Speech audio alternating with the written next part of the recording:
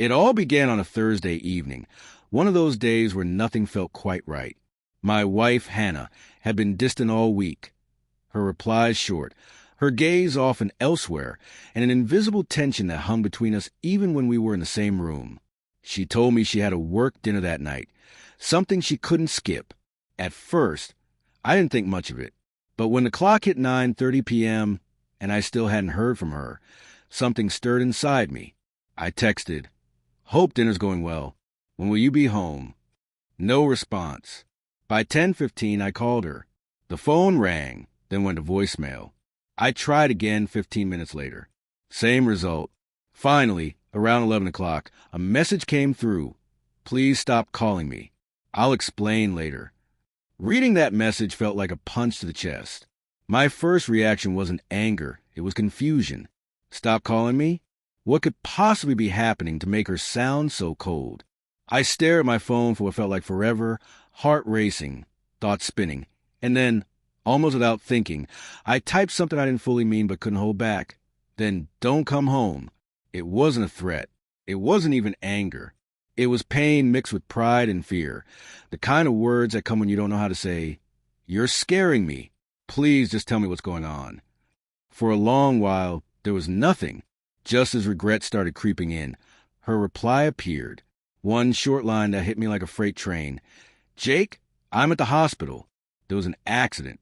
My stomach dropped. My heart felt like it had stopped for a moment. I called immediately, but there was no answer. Grabbing my keys, I barely remembered to lock the door as I raced out. Every horrible thought I could imagine ran through my head. Was she hurt? Was someone else involved? Who was she even with? When I reached the hospital, I found her in the waiting area, pale and trembling, her hands scratched with faint marks. Relief washed over me, immediately followed by guilt. I rushed to her side. "Hannah, what happened?" Her eyes met mine, red, tired, haunted. "A car ran a red light," she whispered.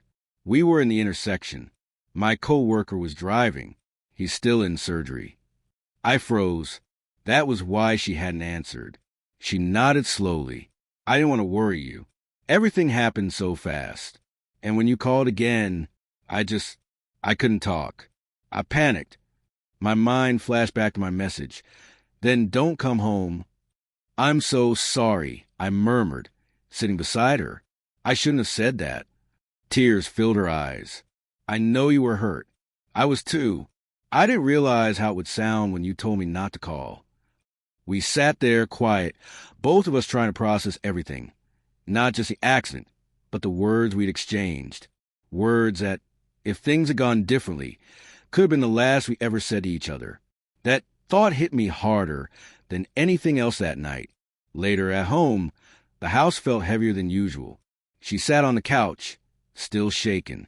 I brought her a blanket and just stayed with her. "I thought you were angry at me," I said softly. "That message, 'Don't call me,' it broke something inside me." She looked up, tears shimmering.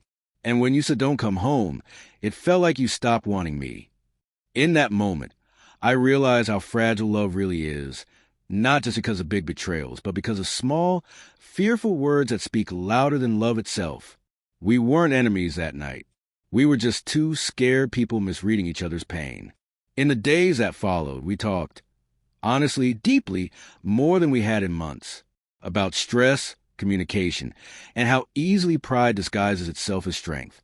We made a promise. No more shutting each other out, no more silence, no more words said from fear. Sometimes I think back to that night, the buzzing phone, the anger, the panic, and I thank God she texted me when she did. That one message shattered me, yes, but it also woke me up. It reminded me how fast life can change and how precious every word between two people truly is. Now, when she's late or distant, I don't assume. I ask. I listen. I wait. Because love isn't about winning arguments. It's about choosing understanding before it's too late. And I learned that lesson the hard way from one message I'll never forget.